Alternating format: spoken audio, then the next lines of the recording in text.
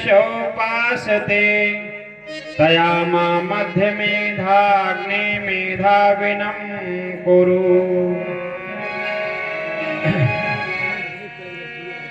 हे पावन परमेश्वर मेरे मेधा बुद्धि आप करो। हे पावन परमेश्वर मेरे,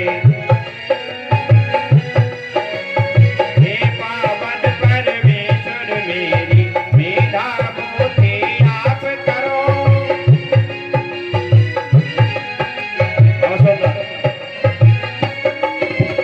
हे पावन परमेश्वर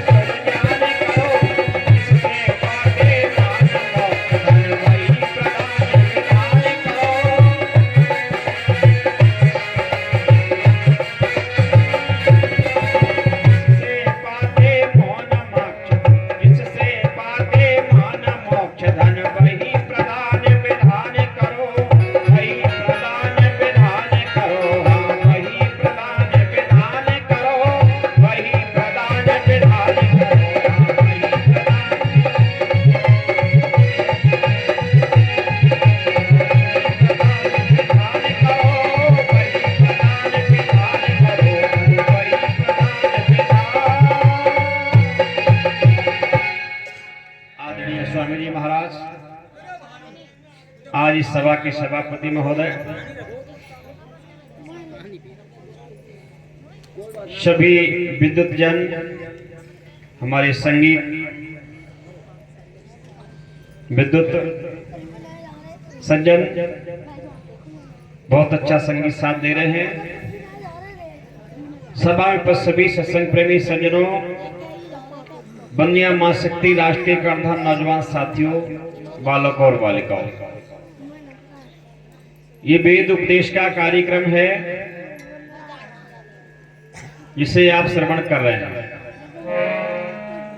और वेद उपदेश मैंने दोपहर में भी परिचय दिया था, कोई सीरियल नहीं चलता है। कथाओं में सीरियल चलता है कि आज जन्म की कथा होगी तो कल बालकाल की कथा करेंगे, बाल लीला की कथा करेंगे, यहाँ ऐसा कुछ सीरियल नहीं है। वेद में उपदेश है, किसी राजा रानी की कथा वेद में नहीं है, ठीक है।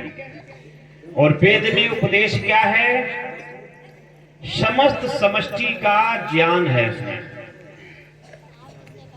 संपूर्ण समष्टि का, संसार नहीं समष्टि का, संसार तो छोटा है, समस्त समष्टि का, पूरे ब्रह्मांड का उपदेश वेद में है। इसमें अनन्य विषय हैं जिसका कोई पार नहीं है। और उसमें मूल दो विद्याएं हैं, परा और अपरा। ये दो मूल विद्याएं हैं और इन मूल की 16 विद्याएं और हुई हैं। तो वेद में कितनी विद्याएं मूल रूप से हैं? 16। और षोडशी, इस 16 विद्याओं को जानने वाला जो है वो परमपिता परमात्मा है, इसलिए उसको षोडशी कहते हैं। लोगों ने महाराज कृष्ण को भी 16 कलाओं से अवतार बता दिया गया है। कलाएं भी विद्याएं होती हैं, लेकिन जो वेद की 16 विद्याएं हैं उनको कोई मनुष्य जान नहीं सकता। 14 विद्याओं को तो जान सकता है, समझ सकता है, परंतु जो 15वीं 16वीं विद्या उसको कोई मनुष्य ग्रहण नहीं कर सकता। ध्यान रखना, ये दो विद्याएं परमपिता परमात्मा ने वेदों में गौण रूप से रखी हैं, छुपा के, गोपनीय रूप से, क्योंकि उन विद्याओं को ये मनुष्य ना जान सकता, ना उनको धारण भी नहीं कर सकता।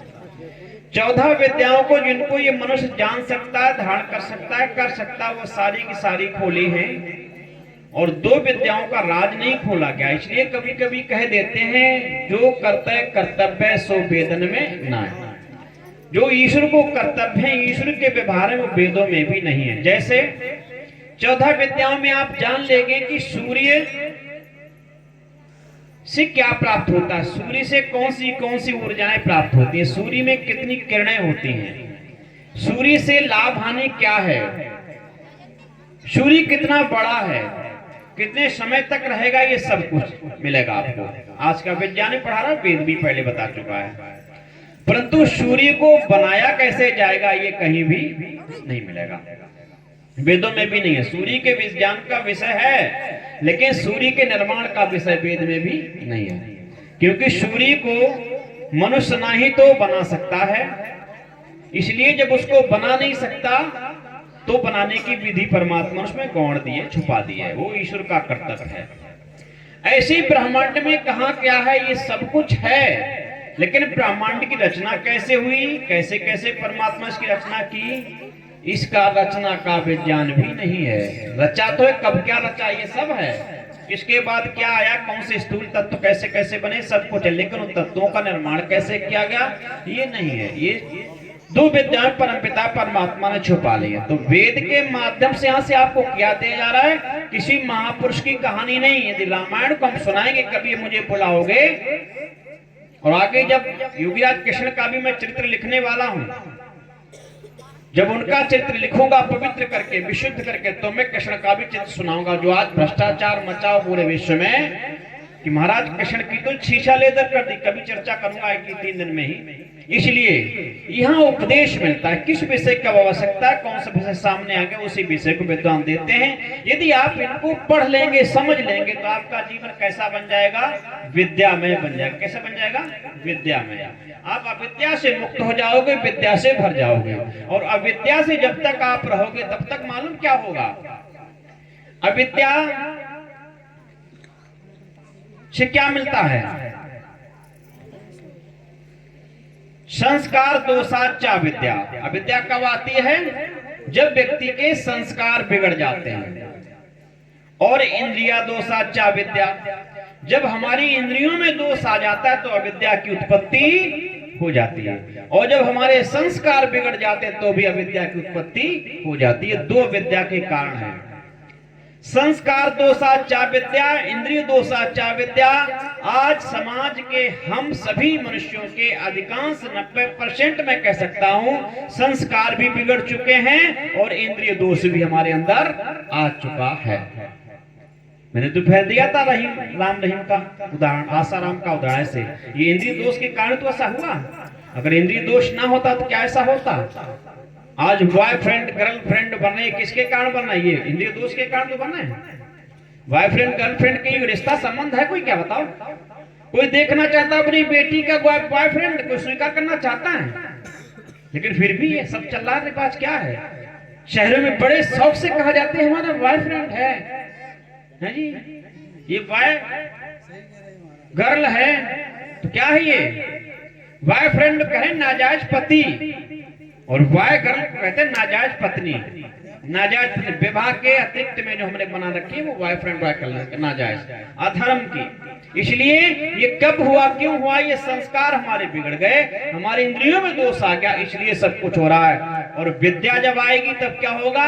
इंद्रिय दोष भी आपके समाप्त हो जाएंगे और संस्कार दोष भी समाप्त हो जाएंगे। बस आज समाज यही काम करता है, समझ लीजिए। यही से बात अपनी करता हूँ मैं। दोपहर का विषय जो मैंने दिया था उसको मैं दोपहर में दूंगा, तो उसका विषय बदल चुका है, और जब दोपहर के समय में उसको विषय पूर्ति करेंगे तो आपको समझ में। अभी वर्तमान थोड़ी माताओं की भी बेटी ने, उसने अलका ने जो बात कही है, थोड़ी उसी को मैं एक तरीके से सिस्टमेटिक तरीके से बढ़ाना चाहता हूँ, ठीक है, जिससे आपको और बढ़िया तरीके समझ में आ जाएगा।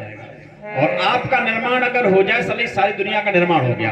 हाँ जी, इसलिए क्योंकि आपको कहा गया माता निर्माता भवती, आप ही निर्माता हो। 3 गुरु बताए हैं मानव समाज के, मातृवान, पितृवान, आचार्यवान, पुरुष वेदा। तो पहले कौन है? माता। पहली गुरु कौन है? माता गुरु है। और आज के लोगों ने किसको समझ लिया? कनफूक के गुरु समझ लिया है इसको, माता कोई गुरु नहीं मानता। और इन्होंने भी अपने को गुरु नहीं माना, ये भी जा रही खूब कनफूकों के पास, खूब पैर धो धो करके पीती हैं जी। अभी बताऊंगा आपकी गरिमा को विशेष, आप क्या हैं, और आपकी गरिमा को किसने उठाया, समझ लीजिए। वो देव दयानंद था। क्या उठाया? मैं कवित्व को वहीं शुरू करता हूँ। ऋषि दयानंद से पूर्व आपकी क्या दशा थी, समझ लीजिए। कि शंकर ने बताया नारी नरक का दरवाजा है,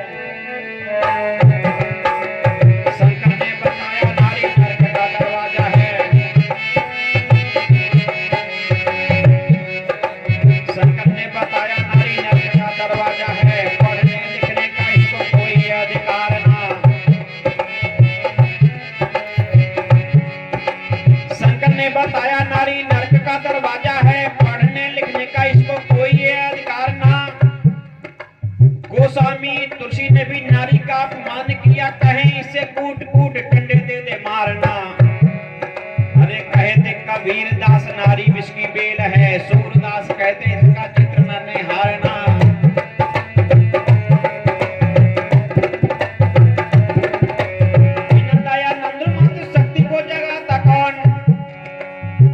दयानंद मत शक्ति को जगाता कौन, करते यदि जग में आके वेदों का प्रचार ना।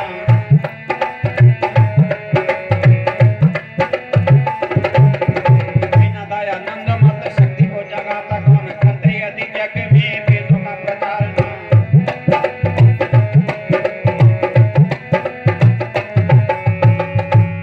मैं सीधा से पूर्व समाज में, इस देश में नहीं पूरे विश्व स्तर पे इस मातृ जाति की, मातृशक्ति की क्या दशा थी। शंकर ने बताया नारी नरक का दरवाजा है। शंकराचार्य जो आदि गुरु शंकराचार्य हुए हैं, उन्होंने अपने प्रश्नोत्तरी पुस्तक एक है ना, किसी ने पढ़ लेना जाकर के। मैं कोई बात बिना प्रूफ के नहीं कहता हूं, हवाई में कोई फायर नहीं करता हूं, प्रमाणिक बात करता हूं हमेशा।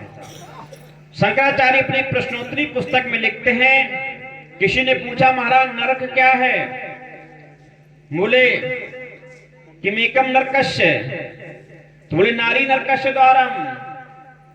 नारी नरक है, नरक का द्वार भी नारी है। नारी नरकस्य द्वारम, नारी नरक का द्वार है। स्त्री शूद्रो नाधियताम, स्त्री और शूद्रों को पढ़ने लिखने का अधिकार नहीं है, ये किसने कहा था? वहीं से शिक्षा वंचित हुई है आपकी। और ये 85 समाज जो 85% समाज बैकवर्ड जो है ना, दलित तो भाई दलित बनाई दिए गए, जबकि वो भी दलित नहीं थे, वो हमारे भाई थे। लेकिन समाज की व्यवस्था ने, बेईमानों की व्यवस्था ने हमारे समाज को तोड़ तोड़ करके समाज का विखंडन कर दिया। इसलिए ये दलित समाज और ये बैकवर्ड 85% समाज, इसको भी क्या माना है लोगों ने? क्या माना है? शूद्र माना, क्या माना है बोलो, हाथ बोलो, कह दिया करो कभी कभी, क्या माना है शूद्र। आप कितने भी अपने को लिखते हैं लोधी राजपूत, लेकिन तुमको राजपूत कोई मानने के लिए तैयार है बोलो। कितने भी यादव भाई हमारे कितने भी दिखाते रहे यदुवंशी हमें महाराज कृष्ण के वंशज हैं, हम कौरव पांडवों के वंशज हैं, लेकिन क्या कोई मानने को तैयार है क्षत्रिय हो तुम बोलो। इतिहास गवाह होने के पश्चात भी लोग आज मानने को तैयार नहीं है, और तुमको उस दायरे पर लाके खड़ा कर दिया है जिसको शूद्र कहते हैं, क्योंकि आपको ना ब्राह्मण माना जा रहा है और ना आपको वैश्य माना जा रहा है, ना आपको क्षत्रिय माना जा रहा है, फिर क्या रह गया बोलो, शूद्र तो रह गए। जिस समाज को ना ब्राह्मण माना जाता हो, जिस समाज को ना क्षत्रिय माना जाता हो, जिस समाज को ना वैश्य माना जाता हो, वो शूद्र के अलावा हो ही क्या सकता है। वो एक शूद्र ऐसा कालम है जिसमें सभी समाहित हो जाते हैं, आपको शूद्र कहा गया। और ऐसे शूद्र कह करके आपसे क्या कह दिया, स्त्री शूद्र ना दियाताम, ये स्त्रियों को शूद्रों को पढ़ने लिखने का कोई अधिकार नहीं है। और जब से अधिकार हमारा छीना है तभी से हम क्या हो गए, बैकवर्ड क्या हो गए। जिस समाज की शिक्षा समाप्त हो जाएगी, जिसके संस्कार समाप्त हो जाएंगे, और ध्यान रखना जिसकी शिक्षा समाप्त होगी उसके संस्कार भी समाप्त होंगे। और मैंने कहा संस्कार दोषाचा विद्या, जिसके संस्कारों में दोष आ जाएगी उस समाज परिवार में अविद्या आने से कोई रोक नहीं सकता। और जहां अविद्या आ जाएगी वहां इंद्रिय दोषाचा विद्या, डबल विद्या आएगी, आपके चरित्र में विद्या बस जाएगी, आपकी इंद्रियों में विद्या बस जाएगी, आप चरित्रहीन हो जाएंगे। यही आपको बनाने का काम किया, उसका मूल कारण था शिक्षा से आपको वंचित कर दिया गया, और आप राजा से क्या बन गए, क्षत्रिय से क्या बन गए, शूद्र। अरे ये लोधी राजपूत सारे विश्व में अगर कोई क्षत्रियों का बाप है, अगर कोई क्षत्रियों को उत्पत्ति करने वाला कोई उद्गम है, तो ये लोधे राजपूत वंश है, इससे ही क्षत्रिय उत्पन्न हुए हैं, इससे उत्पन्न हुए। जितने भी क्षत्रिय चाहे वो आज किसी वंश के, चाहे चंद्रवंशी चाहे सूर्यवंशी, जितने भी क्षत्रिय बने उनका आधार, उनका मूल यही राजपूत रहा, लोधी राजपूत। क्योंकि लोधी शब्द ऋग्वेद में आया है, और ऋग्वेद के माध्यम से लोध शब्द, लोधी, लोध, लोधा, ये शब्द क्षत्रियों के दिए गए थे। और ये कब प्राचीन जब वर्णों का बंटवारा गुण कर्म स्वभाव के अंतर्गत हुआ था, महाराज मनु के जमाने में, तब से ये क्षत्रिय वंश उत्पन्न हुआ था, और इसी से तमाम क्षत्रिय वंश निकलते चले गए। जो क्षत्रियों का मूल है आज उसको क्या बना दिया गया, शूद्र। और तुम लोग कहां जा रहे हो, जिन्होंने तुम्हें शूद्र बनाया है उसी कथा के अंतर्गत जा रहे हैं आप, उसी कथा में रुचि ले रहे हो, उन्हीं पौराणिक, उन्हीं कथाओं को सुनते हो, उन्हीं लोगों के द्वारा सुनते हो जो तुमको वही अविद्या में पुनः पुनः डालने का काम करते हैं। इसलिए जब तक ये व्यवस्था आपकी नहीं बदलेगी तब तक आपका बैकवर्ड सूचक, ये अभिशाप नहीं हटेगा, तब तक आप अपने गौरव को नहीं पहचान सकते। इसलिए ऋषि दयानंद एक ऐसा महापुरुष आया, अरे इस 85% समाज को जगाने के लिए उसने अपनों से लड़ाई लड़ी, अपनों से युद्ध किया। समाज में ऐसे दो ही महापुरुष आए हैं, एक तो सर्वप्रथम योगीराज कृष्ण, जो धर्म की व्यवस्था के लिए, धर्म की स्थापना के, लोगों को सत्य मार्ग दिखाने के लिए, अन्याय अधर्म से बचाने के लिए उन्होंने अपनों से लड़ाई लड़ी, अपनों से युद्ध करवाया और नष्ट करवा दिया ऐसे धर्मी पापियों को। धर्म का पाठ पढ़ाया, धर्म का पाठ लिया। ऐसे योगीराज कृष्ण थे जिन्होंने अपनों से युद्ध किया, अपनों से युद्ध कराया। अरे यही तो कहता था अर्जुन महाराज, हम ये हमारे सामने हमारे चाचा, ताऊ, दादा, बाबा, गुरु ये सब खड़े हैं, हम इनसे कैसे युद्ध करेंगे, हम इनको मार के राज्य नहीं चाहते हैं, ऐसे राज्य की मुझे आवश्यकता नहीं। योगीराज कृष्ण क्या कहते हैं, अरे अर्जुन तू क्षत्रिय है, यदि तू अपने क्षत्रिय कर्म से पीछे हट जाएगा तो नरक में चला जाएगा, आगे आने वाली पीढ़ी तुझे माफ नहीं करेगी। इसलिए उठ, तेरा कर्तव्य है, इन अधर्मियों को, विधर्मियों को मार, ये पापियों को नष्ट कर। ये केवल तेरे देखने मात्र के लिए तेरे अपने चाचा ताऊ हैं, अंदर सभी अधर्मी हो चुके हैं, पापी हो चुके हैं, और क्षत्रिय का कर्तव्य है पापियों का, अधर्मियों का वध करना। इसलिए अपने कर्तव्य का पालन कर उठ, और उठा करके संहार करवा दिया।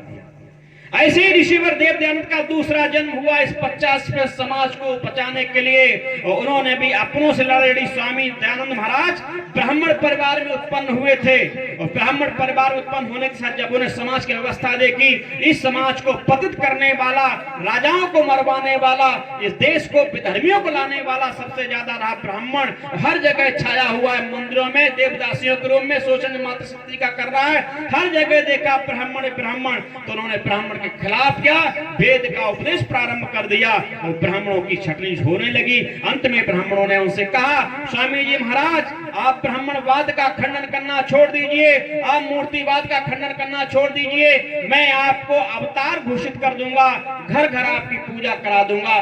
बारे देव दयानंद कहते हैं, ऐ लोगों सुन लो कान खोल करके, मैं अपनी पूजा कराने के लिए नहीं आया हूं, मैं तो उसकी पूजा कराने के लिए आया हूं जिसको लोगों को पूजना चाहिए, उसकी पूजा भूल चुके हैं। पुनः मैं उसी परमात्मा से जोड़ने आया हूं, उसी की पूजा कराने आया हूं, अपनी पूजा कराने के लिए नहीं आया हूं। ऋषि ने 17 बार जहर पिया। अरे शंकर जी ने तो एक बार जहर पिया था, ऋषि ने 17 बार जहर पिया। अंत में शीशा घोल के मार दिया गया, तब उनका प्राणांत हुआ। इसलिए ऐसा महापुरुष हमें जगा के जाता है। जब शंकराचार्य ने कहा स्त्री शूद्रो नाधियताम, तुलसीदास गोस्वामी ने भी मानस में लिखा, क्या लिखा मालूम? ढोल गमार शूद्र पशु नारी सकल ताड़ना के अधिकारी। ढोल गमार शूद्र पशु, ये 85% समाज, ये समस्त देवियां, चाहे ब्राह्मणी क्यों ना सही, चाहे छत्राणी क्यों ना सही, सारी की सारी क्या है, ये गमार हैं, ढोलक के समान पीटने योग्य हैं। जब तक ढोलक पीटती नहीं तब तक बजती नहीं। ऐसे ये भी पिछड़ा हुआ दलित वर्ग, और ये नारी वर्ग, ये भी पीटने के योग्य है। पशु के समान इसको माना गया। ये अपमान नहीं हुआ? बोलो अपमान नहीं। अरे देवियों को जब इस तरीके से पतित बताया गया, लांछन लगाया गया, इनका अपमान किया गया, तो उसमें माता सीता भी तो आ गई, उसमें माता दुर्गा भी तो आ गई। कौन सी स्त्री को छोड़ा, अगर श्रेणी बता देते, इस श्रेणी की नारी पीटने योग्य मान लिया जाता, लेकिन समस्त नारियों को कहा ये पीटने की योग्य है, अपमान किया गया। तुलसीदास गोस्वामी ने नारी का अपमान किया, कहे कूट कूट इसे डंडे दे दे मारना। कहते कबीर दास नारी विष की बेल है, सूरदास कहते ऐसा चित्र निहारना।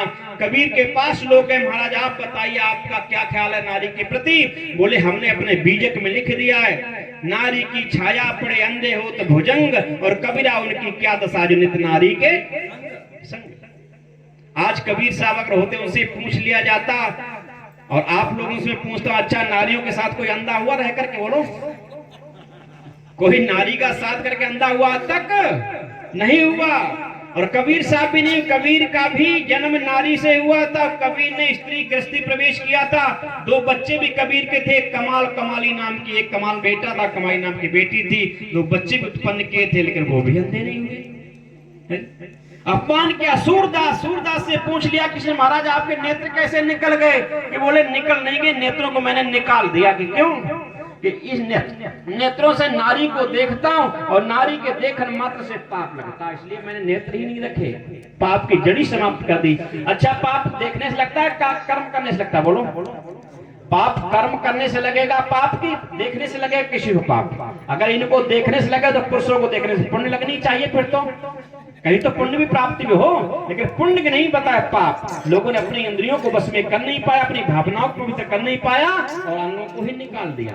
इसका मतलब परमात्मा अन्यायकारी था, नासमझ था, कि उसने ऐसे नेत्रों को लगा दिया जिससे पाप नारी को देख कर लगता। और मैं पूछता हूँ, जिनको पाप भी लगता, जिनकी दूषित इंद्रियां भी होती है किसी नारी को देख करके, क्या उनके घर में नारियां नहीं है? क्या अपनी माँ को देखकर किसी की इंद्रिय दूषित होती? बोलो क्या अपनी बेटी को देखकर के किसी की इंद्रिय बिगड़ती है? क्या नहीं। जिस पवित्र भाव से अपनी बेटी को देखते हैं, जिस पवित्र भाव से अपनी बहन माता को देखते हैं, अगर वही पवित्र भाव हमारी इन बेटी बहनों को देखने के लिए बना रहे, तो क्या हमारी इंद्रियों में दोष आ सकता है? नहीं आएगा। हमारा भाव बदल जाता है, तब हमारा भाव बिगड़ता है। इसलिए सूरदास ने कहा मैंने इनको निकाल दिया।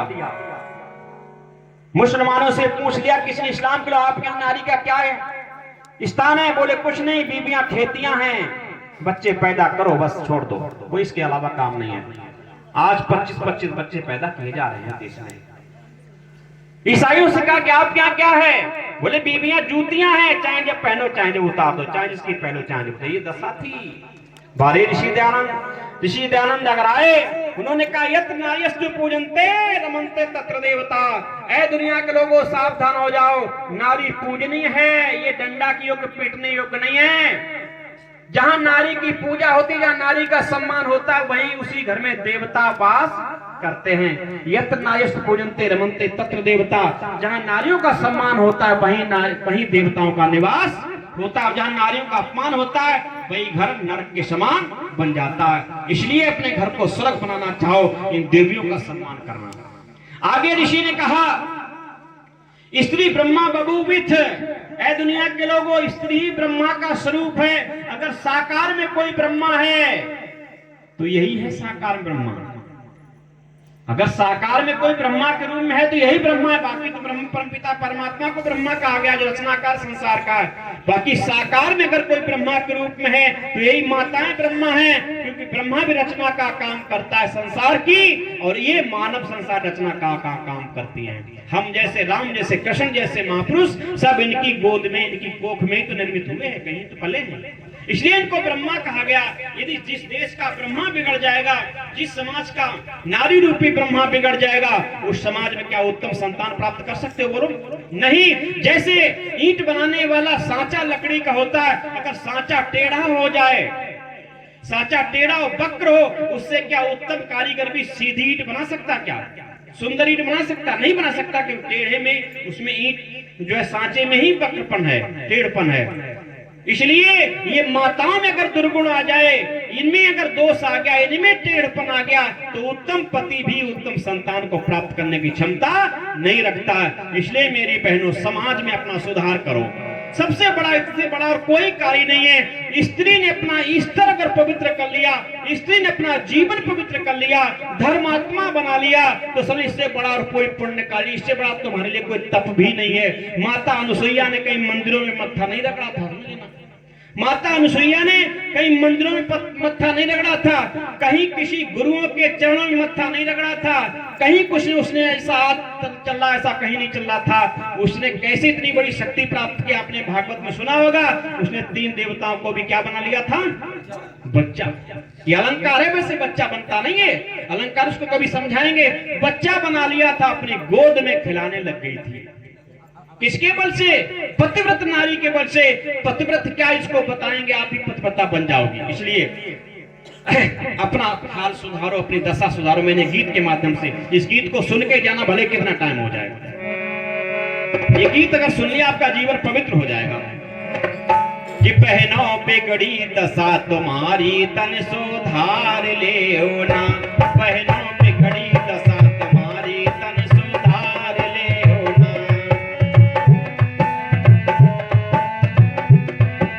बहनों बिगड़ी दशा तुम्हारी,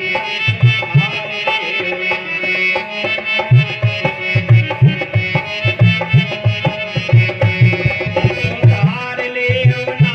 तन सुधार ले ना। बिगड़ी बहनों दशा तुम्हारी, तन सुधार ले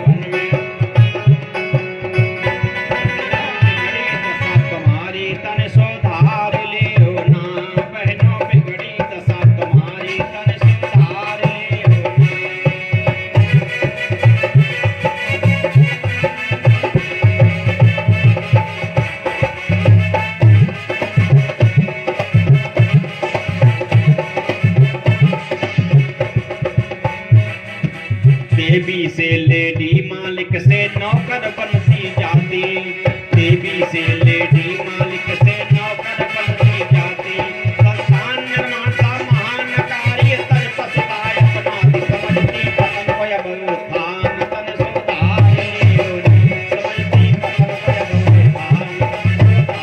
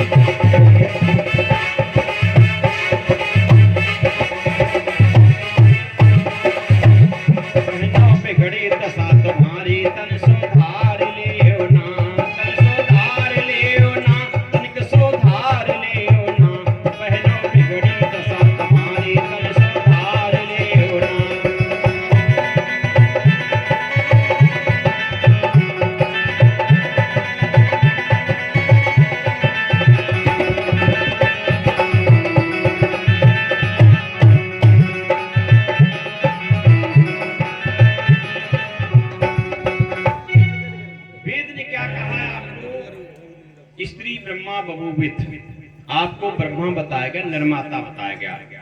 किसी कवि ने भी सुंदर लिखा है,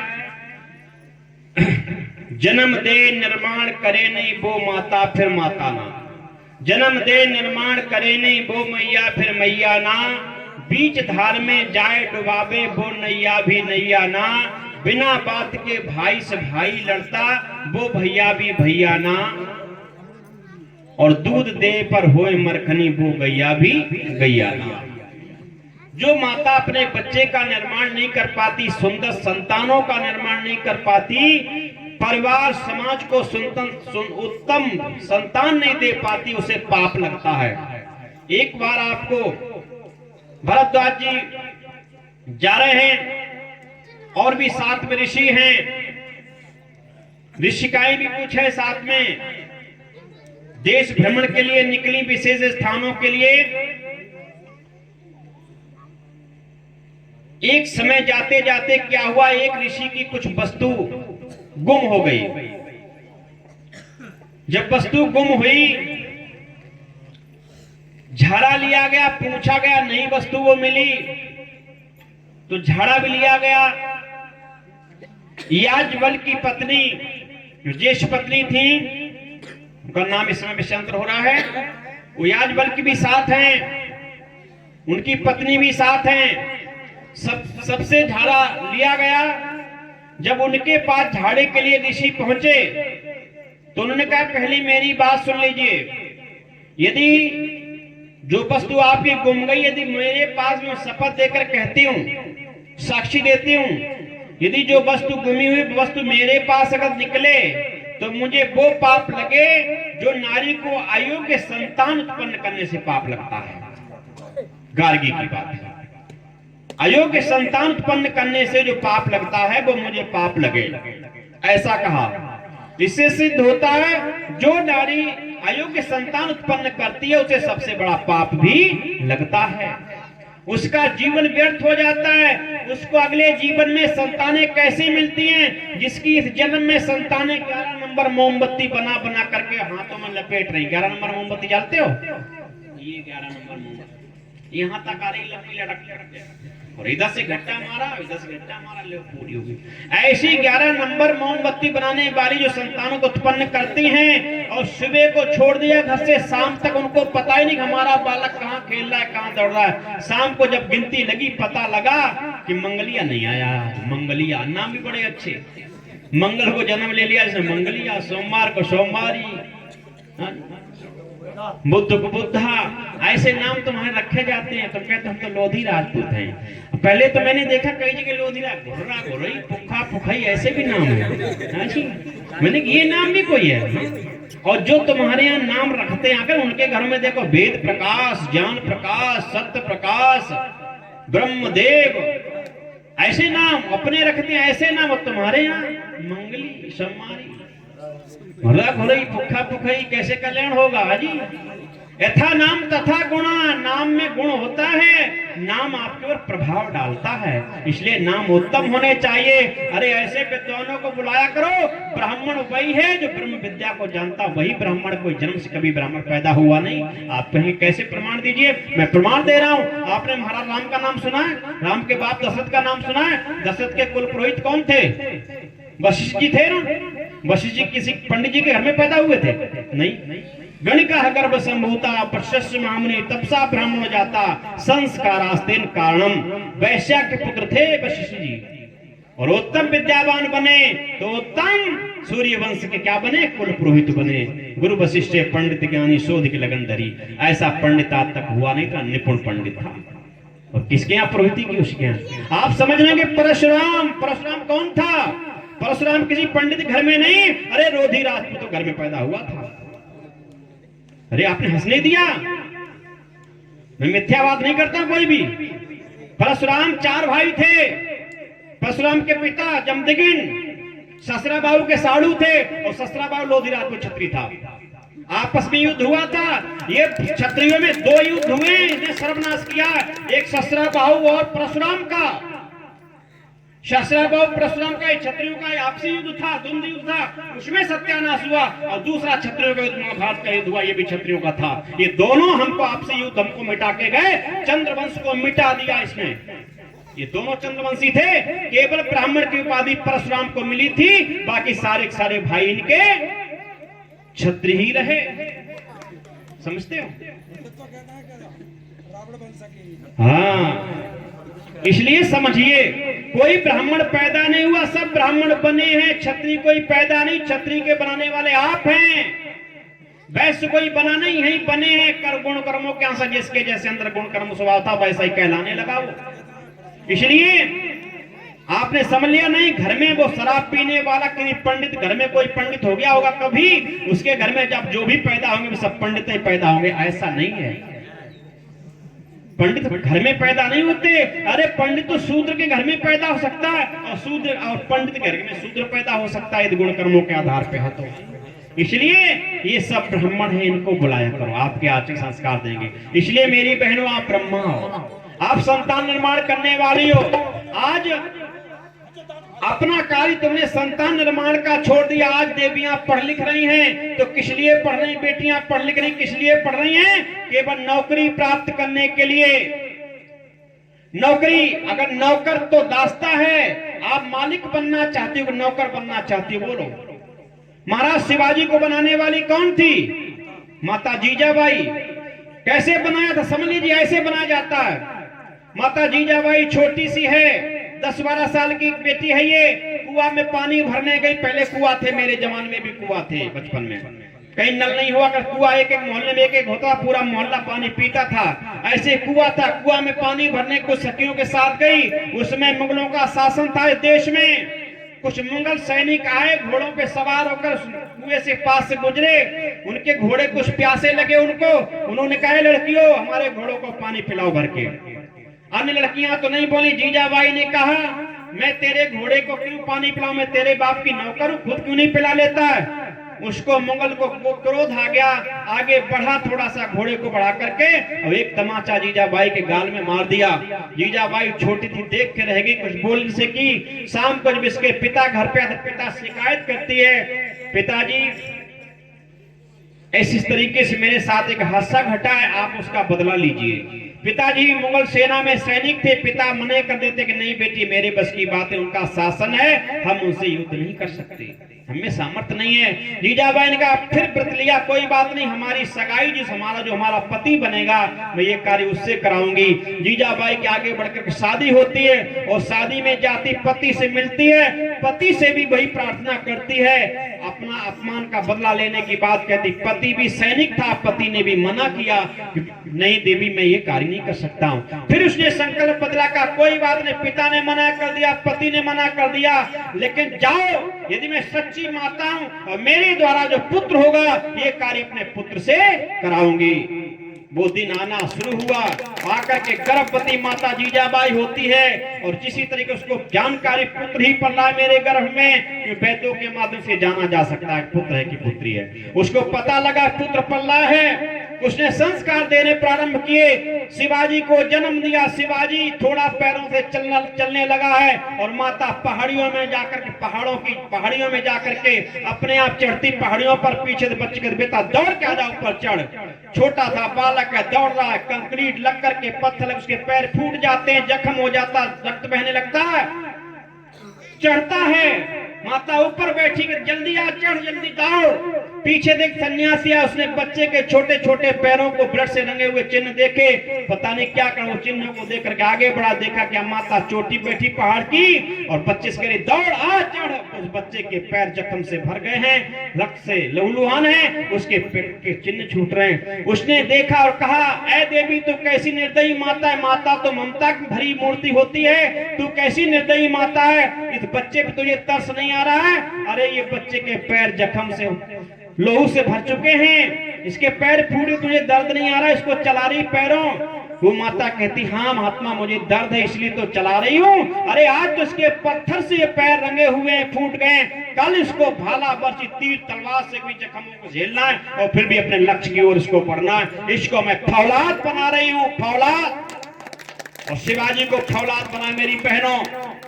12 साल का शिवाजी जब हो गया, माता सायंकाल में खड़ी हुई अपनी छत पर और तमाम वहां पर अल्लाह अकबर कहने वाले किला थे, छोटे छोटे राजाओं के, मुगलों के। माता इशारा करती, बेटा देख अल्लाह अकबर, जहां से आवाज आ रही है, इन किलाओं को देख रहा है? देख रहा हूं। क्या करना है माता बता? बोला कि आज ये प्रातः 4 बजे से पहले पहले धराशायी मुझे चाहिए, धराशायी होने चाहिए, दिखने नहीं चाहिए। माता ने समय लगा दिया, 4 बजे से पहले पहले इसने अपनी टोली, अपनी सेना तैयार कर रखी थी शिवाजी ने, और सेना ने पहला आक्रमण 12 वर्ष के अवस्था में महाराज शिवाजी ने किया। प्रातः काल 4 बजे से पूर्व जितने आसपास के किला थे मुगलों के, सब पर अपनी विजय पताका फहरा दी, अपने हाथ पे झंडा ले लिया। बोले छत्रपति शिवाजी की। ऐसा शिवाजी महाराज से दांत खट्टे किए। एक ही नहीं, आपने पढ़ा होगा इतिहास में, माता भरत शकुंतला का बेटा, छोटा सा बच्चा जंगल में शेरों के बच्चों से खेलता, उनके पकड़ पकड़ के दांत गिनता था। ये माता का साहस था और कोई दूसरा नहीं। आपने देखा होगा, एक नहीं, अरे माता उधम सिंह के साथ, माता उधम सिंह के संस्कार उधम सिंह के लिए गए और डायर को लंदन में जाकर गोली से उड़ाया। ये माता का साहस था। एक नहीं, अनेक ऐसे। इसलिए मेरी बहनों, देवी से लेडी, मालिक से नौकर बनती जाती, देवी से लेडी, मालिक से नौकर बनती जाती, संतान निर्माण सा महाकार्य तज पशुता को अपनाती, समझती पतन को अब उत्थान तन सुधार ले होना, समझती पतन को अब उत्थान तन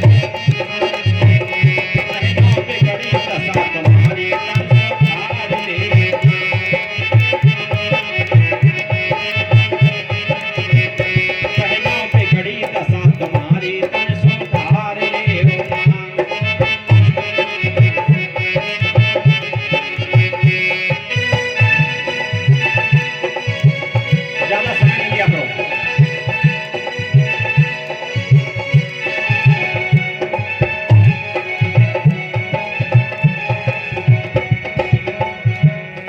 महुआ पीपल तुलसी केला बरगद पूजन जाती, महुआ केला तुलसी पीपल बरगद पूजन जाती, पीर पैगंबर मियां मसानी कबर को शीश झुकाती, भूल तुम चढ़ते तन को जाती, तन सुधार ले होना, भूल तुम चढ़ते तन को जाती, तन सुधार ले होना।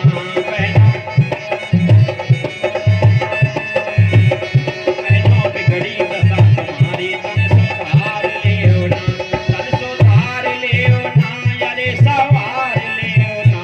बहनों बिगड़ी दशा तुम्हारी, तन सुधार ले होना।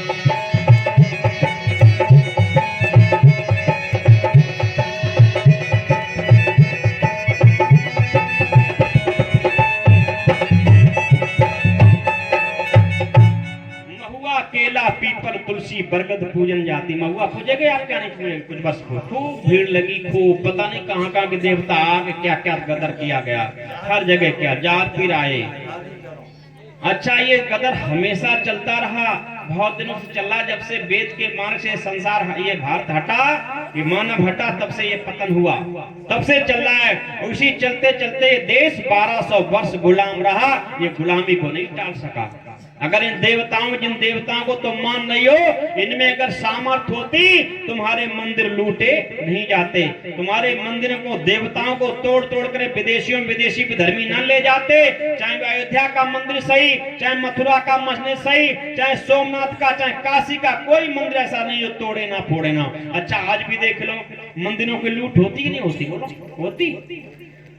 महाराज लक्ष्मण जी धनुष बाण टांगे, बिल्कुल ताने खड़े, महाराज हनुमान जी मुगल लिए खड़े, और सीता माता नथुनिया कई मंदिरों से गायब हो जाती है। हाँ जी, क्यों गायब हो जाती है? रिपोर्ट फिर उसको मिलने के लिए रिपोर्ट लगाता कौन? पुजारी। कहां? थाने में। अरे भगवान, जिनको तुमने आज भगवान मान रखा, भगवान की भगवानी की चोरी हो जाए, रिपोर्ट थाने में क्यों? वो तो तुरंत ही सब कुछ कर सकता है, लेकिन थाने पुलिस वाले पता लगाते हैं। क्या बात है, अभी भी समझ में नहीं आया। जो भगवान अपनी सुरक्षा नहीं कर सका, तो तुम्हारी सुरक्षा क्या करेगा? अरे ये भगवान जब थे तब सुरक्षा करने, जो मनुष्य जन्म लेके आए वो जाएगा संसार से।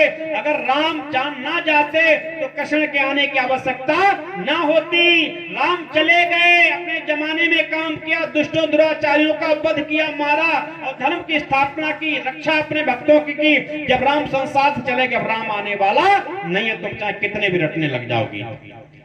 कृष्ण आए राम के बाद में, और कृष्ण भी अगर बने रहते तो 6.5 लाख से ज्यादा इस देश को आजाद करने में क्रांतिकारी बलिदान हुए, तो उनका बलिदान करने की आवश्यकता ना होती। भगत सिंह जैसे फांसी पे ना चढ़ते, नेता सुभाष चंद्र जैसे मारे ना जाते, महर्षि दयानंद को जहर नहीं दिया गया। 7.5 लाख से ज्यादा क्रांतिकारियों को फांसी का फंदे चूमने पड़े, गोलियां खानी पड़ी, तब ये देश 90 वर्ष इसने लड़ाई लड़ी आजादी की। 1957 से 1857 से 1947 तक 90 वर्ष युद्ध किया आजादी का, जिसमें 6.5 लाख से ज्यादा क्रांतिकारी चले गए, हमारे बलिदान हो गए, तब ये देश आजाद हुआ। यदि कृष्ण जीवित होते, ये देश क्या गुलाम होता? बोलो, ना होता। चले गए।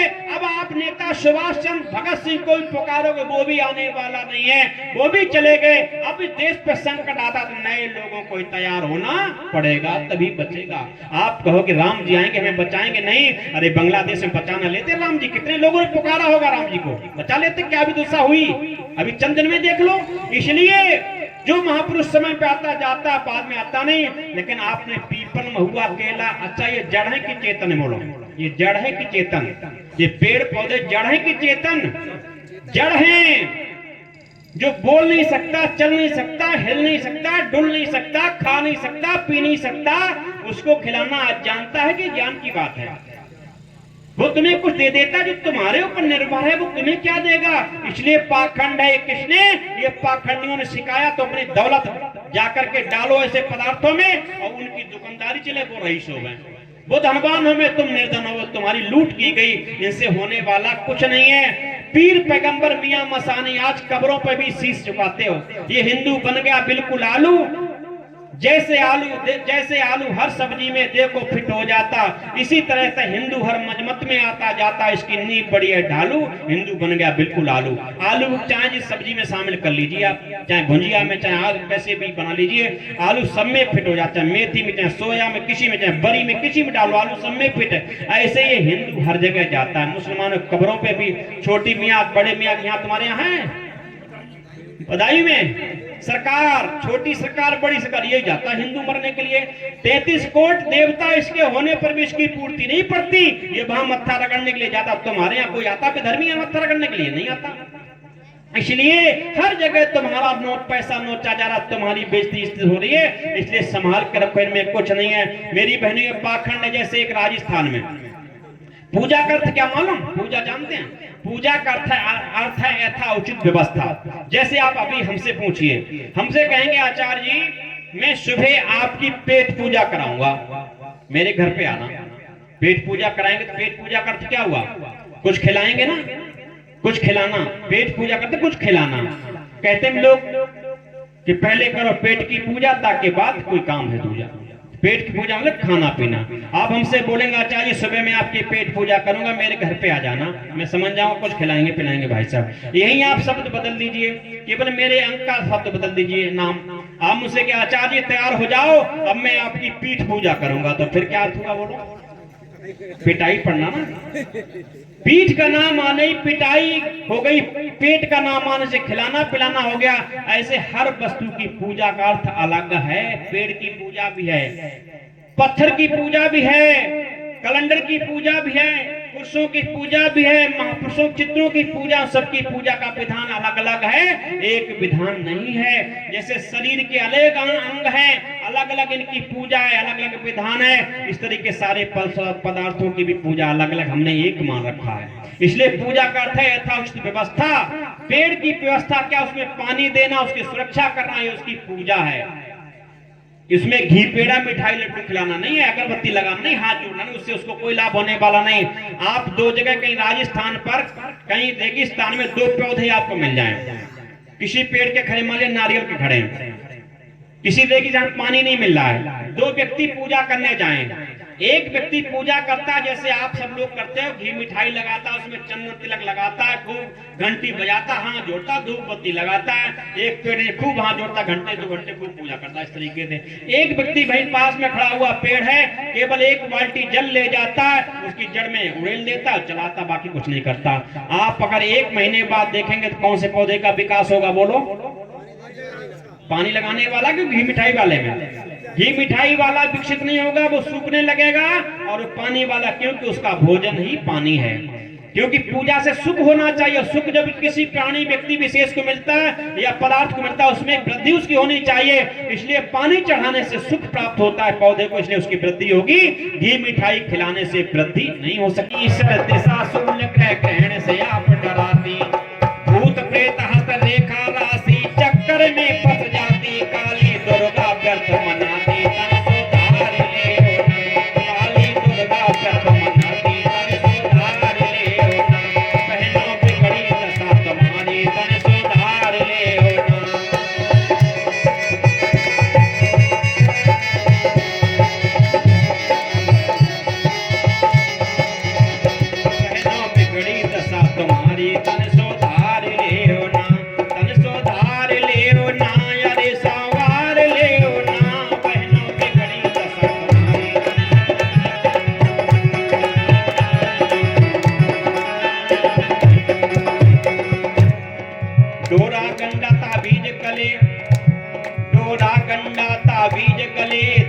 आप बांधाते, डोरा गंडा ताबीज गले इत्यादि में आप बांधाते, ओझा भगत जोगियों के दिन झाड़ पूज करवाती, विद्या आडंबर अपनाती, तन सुधार ले होना, विद्या आडंबर अपनाती, तन सुधार ले होना, बहनों बिगड़ी दशा तुम्हारी, तन सुधार ले होना,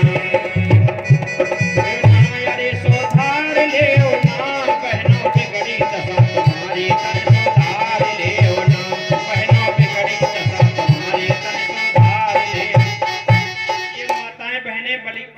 आप लोग भी फंसते हो इन चक्करों में।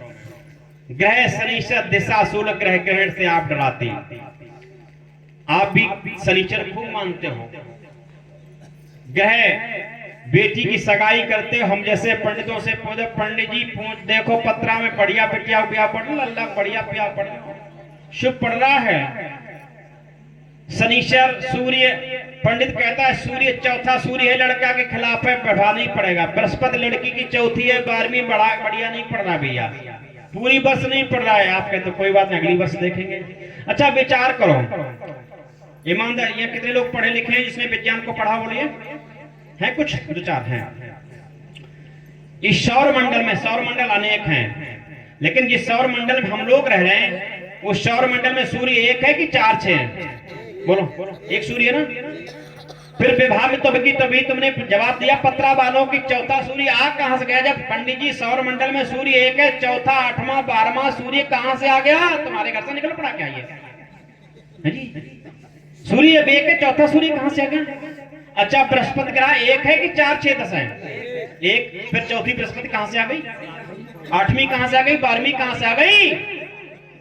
जब एक ही बृहस्पति है, एक सौरमंडल में एक ही ग्रह है, 9 ग्रह हैं, तो फिर ये चौथी 8वें 10वें कहां से मूर्ख बनाने की विधि और कुछ नहीं है।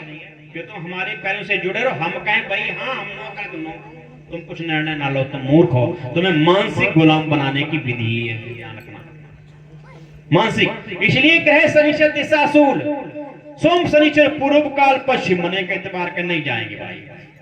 लेकिन ऋषि ने क्या लिखा कि सोम शनिचर को पूरब में लाखों वाहन जाते हैं। सोम शनिचर को पूरब में लाखों वाहन जाते हैं। चित गई ग्रहण की तो सोम शनिचर को पूरब में लाखों वाहन जाते हैं। दिशाशूल के विरोध में कोई उलट पुलट नहीं जाते हैं। दिशाशूल के विरोध में कोई उलट पुलट नहीं जाते हैं।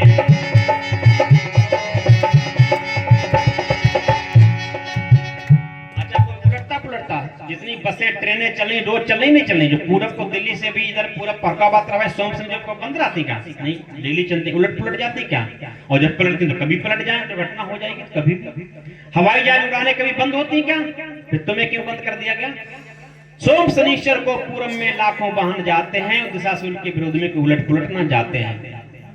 इसी तरीके से ग्रहण पड़ता, बहुत लोग तो समझते हैं ग्रहण पड़ो, लोग क्या कहते हैं उग्र बोलो, भगवान पे आपत्ति पड़ी, भगवान पे। हाँ जी, भगवान पे आपत्ति। अच्छा, भगवान आपत्ति पड़ने, भगवान जो अपनी आपत्ति को नहीं बचाए, हमारी सहायता लेना चाहे, वो भगवान काहेगा, वो ईश्वर काहेगा, हमें क्या बचाएगा? है जी। अच्छा, आपने पढ़ा, जबकि पढ़ा है सूर्य ग्रहण कब पड़ता बोलो?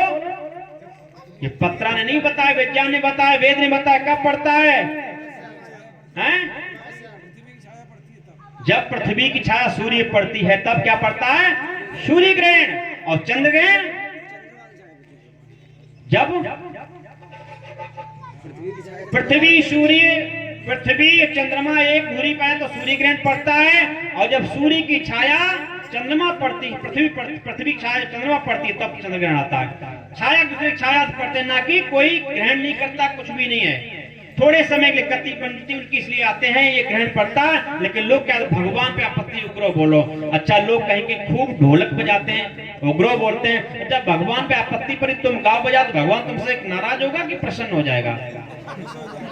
झाड़ू भंगी कहीं कहीं मेहतर भैया वाल्मीकि झाड़ू को मान लगवाई जाती, क्या बात है। ये कितना पाखंड है। इसलिए विद्या विद्या से बचो। इसलिए ग्रहण, भूत प्रेत, भूत कोई नाम की चीज नहीं, ध्यान रखना। ये अविश्वास है, भय का भूत है, कोई भूत नहीं है। कहीं किसी को भूत अगर कोई सिद्ध कर दिया समाज के पंडाल में, उस भगत को हम 1000 रुपए देंगे, 10,000 देंगे।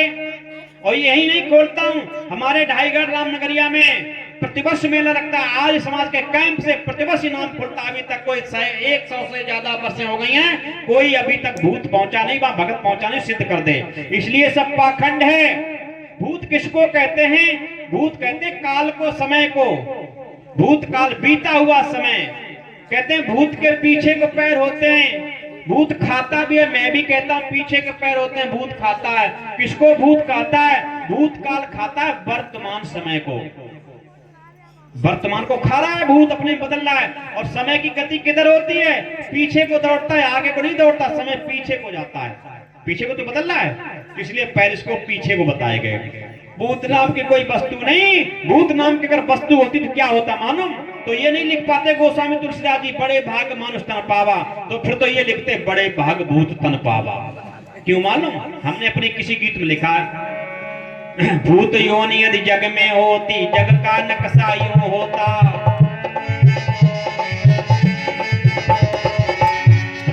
भूत योनि यदि जग में होती, जग का नक्शा यूं होता। आत्मघात कर माना मरता, भूत खुशी से हो जाता। आत्मघात कर माना मरता, भूत खुशी से बन जाता। आत्मघात कर माना मरता, भूत खुशी से हो जाता। नई इलेक्शन देश में लड़ता, राष्ट्रपति भी बन जाता। एक भूतनी मिलकर सुंदर विवाह किया होता।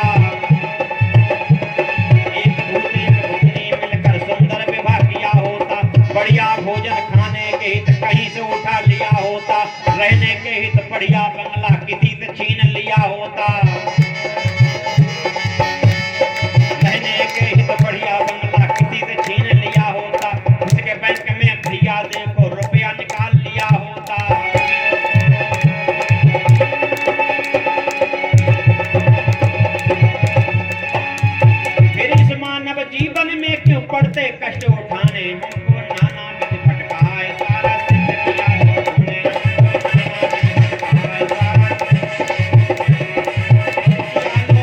सारा सिद्ध किया लोगों ने, हमको नाना विधि भटकाए, सारा सिद्ध किया लोगों ने।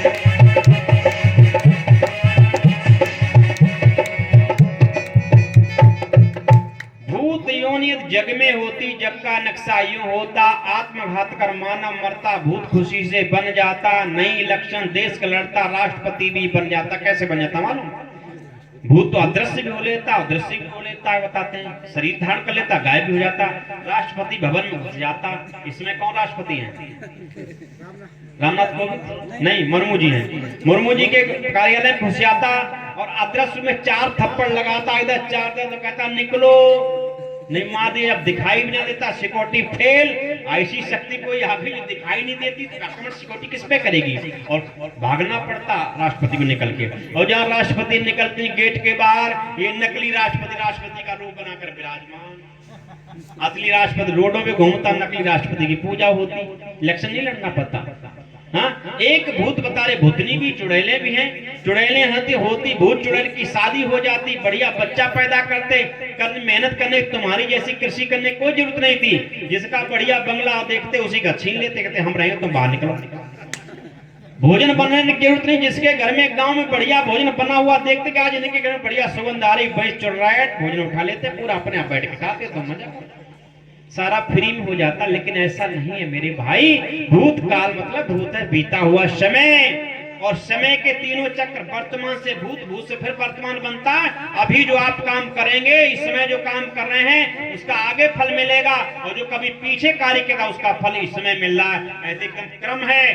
भूत वही है जो आकर कभी वर्तमान के रूप में बरसेगा फल ला करके, यही भूत है सवार आपके, और कोई भूत नहीं। इसलिए भूत से डरा मत करो। इसलिए, और चुड़ैल किसको कहते हैं मेरे भाई बहनों? चुड़ैल का नाम मैं थोड़ा संकेत में करता हूं, चुड़धन अड़ैल। जो नारी विशेष विषयी होती, कामी होती है, अनेक पुरुषों से संपर्क रखने वाली नारी चुड़ैल होती, बाकी चुड़ैल कोई है नहीं दुनिया में। अब इसका पूरक कौन है? भगत। भगत की भी संधि विच्छेद कर लीजिए तो वही निकल के आएगा कामी पुरुष, पर स्त्री गामी पुरुष, उसको कहते हैं भगत। भगत भगतुआ कोई है नहीं, इसलिए इनसे दूर रहो।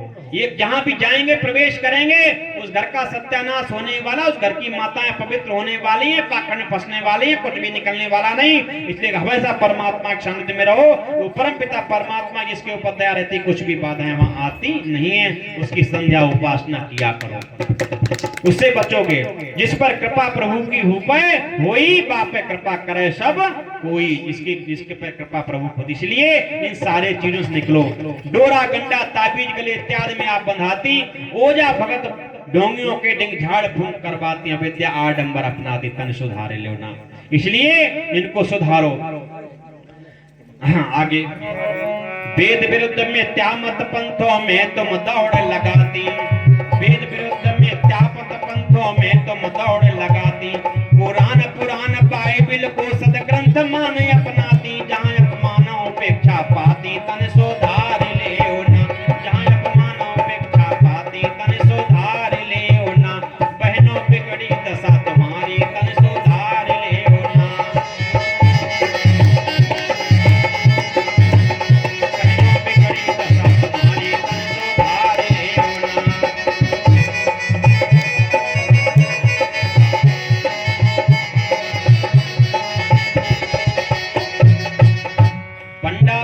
पुजारी पाखंडी गुरु बन बहकाते, पंडा पुप पुजारी पाखंडी गुरु बन बहकाते, तन मन धन अर्पण करवा कर नरक और ले जाते, तुम्हें पावन से पतित बनाते, तन सुधार ले होना, तुम्हें पावन से पतित बनाते, तन सुधार ले होना, बहनों बिगड़ी दशा तुम्हारी, तन सुधार ले होना।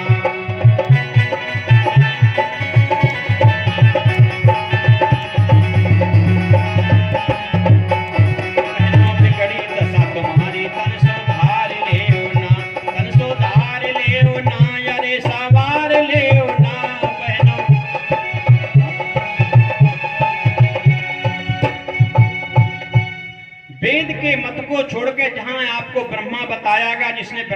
उपाधि आपको दिलवाई, जिसने पढ़ने लिखने का अधिकार दिलाया, जिसने प्रथम गुरु आपको बताया, माता निर्माता भूति बताया, ऐसा कहा गया उसको सुनने के लिए 4 बातें सुनने का आजमा नहीं कर पाई, बहने के नारा कर गई। ये दशा है। और यही पाखंड अगर नाचने नचाने वाला होता, हम भागवत कहना शुरू कर देते तो यहाँ शायद और गांव की भी और आ जाती रात में उठ करके भी।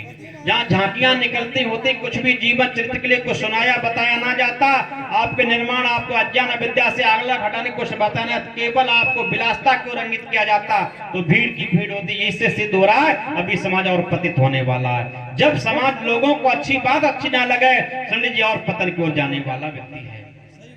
इसलिए पंडा पोप पुजारी पाखंडी गुरु बन बहकाते। आज गुरु पंडा पुजारी जहां आपको बहकाया जा रहा है, पंडा आ रहा है आपके गांव में, यही नहीं दशा, हर जगह की दशा में कहता हूं। पंडा आ रहा है गांव में, भीख मांग रहा है, देवी की मूर्ति लटकाए, पत्रा हाथ में दबाए, भीख मांग रहा है घर घर। और उससे आप लोग क्या करते, हाथ दिखाते हैं, पंडित जी देखो भविष्य हमारा कैसा आस्त्री का देखो। हाँ जी, अच्छा भविष्य वो देख लेता, भविष्य आपका संभाल लेता, तो अपने आप भीख मांगता, बोलो हाँ? अपना देखता, अपना संभाल लेता, आपको क्यों? इसलिए जो व्यक्ति खुद भीख मांग रहा है, इससे नीच कर्म और क्या हो सकता है? जो भिक्षा मांग करके अपना जीवन व्यतीत करता हो और उससे तुम अच्छे भविष्य की कामना करके हाथ दिखा रहे हो, ये अज्ञानता नहीं और क्या है? इसलिए पंडा पोप पुजारी पाखंडी गुरु बन बहकाते। एक जगह कन्नौज में कार्यक्रम हुआ, लास्ट दिन की बेला थी, कार्यक्रम खत्म होने वाला था। संचालक महोदय हमसे निवेदन के आचार्य जी एक देवी जी गीत गाना चाहती हैं, बड़ी अच्छी गा लेती हैं, अनुमति हो तो एक गीत करवाते हैं। मैंने कहा सिद्धांत अगर गाती है तो गवा दें। बोले हाँ सिद्धांत गाएंगी। अब उसने देवी ने माइक लिया और क्या गीत गाया, थोड़ी चर्चा करूं ज्यादा नहीं, क्या सुनाया? मेरा कोई ना सहारा, मेरा कोई ना सहारा बिन तेरे गुरुदेव सवरिया मेरे, मेरा कोई ना सहारा बिन तेरे गुरुदेव सवरिया मेरे। मैंने कहा बंद हो जा भाई, हमने क्यों झूठ बोल रही है? हमने तो अगर पति के लिए ही गाती तो मैं मानता, तो अगर ईश्वर के लिए गाती तो मान सकता था, तो अपने माता पिता के लिए गाती, भाई के लिए गाती, मान सकता था। अभी तेरा भाई तुझे धक्का देकर निकाल दे, तुझे पता लग जाएगा तेरा गुरु सहारा की सहारा है जी। तेरी माँ ने तुझे पाल पोस के बड़ा किया, अब वो तेरे लिए कुछ नहीं, सासू ने तेरे लिए सुहाग दिया, इस सुहाग को रक्षा करने वाला तेरा स्वामी दिया, जो पूरा जीवन तेरे लिए खपाएगा, तेरे तन मन के लिए, तेरे सम्मान सुरक्षा के लिए जिएगा, वो तेरे लिए कुछ नहीं। गुरुदेव समय उसने क्या तुझे दे दिया? अच्छा बोला, दिया कुछ, मिला कुछ तुझे? अगर तू ज्ञानी बन गई होती तो परमात्मा की भक्त बन गई होती, उस गुरु की भक्त ना बनी होती। क्योंकि गुरु तो एक जीना है, गुरु एक नौका का काम करता है। जैसे हमें नदी पार जाना है तो नौका पर सवार होकर जाएंगे ना जाएंगे, इस तट पर है, उस तट के पार जाना तो नौका सवार होकर के पल्ली पार पहुंचेंगे। अगर हमें पल्ली पार जाना तो नौका को छोड़ना पड़ेगा कि नहीं पड़ेगा? बोलो, नौका को छोड़ना पीछे पड़ेगा, हमें आगे बढ़ जाना पड़ेगा। और नौका को धन्यवाद दे सकते हो, केवट को धन्यवाद दे सकते, भैया तुमने, धन्यवाद तुम्हारा, तुमने मुझे नदी पार करा दी। लेकिन मेरा लक्ष्य नदी नहीं है, लक्ष्य तो नदी के पार है, इसलिए उस नदी को छोड़ना पड़ेगा। गुरु भी मेरा लक्ष्य नहीं है, गुरु तो उस लक्ष्य तक पहुंचाने का काम करता है, नदी पार करने का काम करता है। लेकिन लक्ष्य पे जाने के लिए गुरु भी पीछे रह जाता, हमको आगे बढ़ना पड़ेगा। वहां और हम, हमारा स्वामी केवल दो ही होते, तीसरा वहां कोई होता नहीं है। ध्यान रखना, गुरु ऐसे जैसे जीना है, छत पे जाने के लिए जीना पे हम सवार होते हैं और जीना पे चढ़ के छत पे जाते हैं। यदि छत पे आपको जाना तो जीना को छोड़ना ही पीछे पड़ेगा। आप जीना की अंतिम सीढ़ी को ना छोड़ें और कहें छत पे पहुंच लेंगे, क्या पहुंच लेंगे आप? आपको जीना को छोड़ना ही पड़ेगा। ऐसे ही गुरु है, आप गुरु के लटके रहोगे पूरे जीवन भर। मैंने देखा बचपन में लोग गए गुरुमुखी बने, गुरु से ज्ञान नाम दान लिया और मरते दम तक गुरु के ही गुणगान करने में समाप्त हो गए। क्या वो उनका कल्याण होगा? बोलो, गुरु किस लिए था? गुरु तो परमात्मा से मिलाने के लिए था। लेकिन आज गुरु ने परमात्मा की सीट गायब कर दी, स्वयं ईश्वर बन बैठा, अपने को ईश्वर बता रहा, अपना ध्यान भजन करवा रहा। ये गुरु नहीं, ये पाखंडी है, ध्यान रखना। इसलिए इसको गुरु मानेंगे आप। जो प्रभु दर्शन